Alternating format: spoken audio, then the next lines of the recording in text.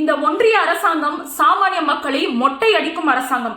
எப்படின்னு தெரியும், நம்ம நாட்டுல 1008 பிரச்சனைகள் இருக்கு. ஆனா இந்த அரசாங்கத்துக்கு அத பத்தி எல்லாம் கவலையே இல்ல.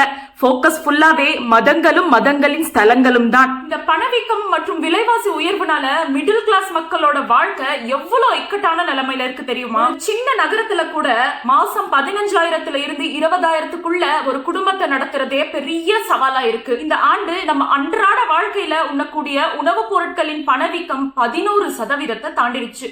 அதே போல ஆர்பிஐயோட இன்ஃபிளேஷன் ரேட் 6% மேல போயிருச்சு. நடுத்தர வர்க்கத்தினரோட நிலைமை ரொம்ப மோசமா இருக்கு. அவங்க ஒட்டுமொத்த வாழ்க்கையே வரிகளை சுற்றியே சுழண்டுட்டு இருக்கு. ஒரு மிடில் கிளாஸ் நபர் ஃபர்ஸ்ட் சேலரியில 30% டாக்ஸ் செலுத்தி ஆகணும்.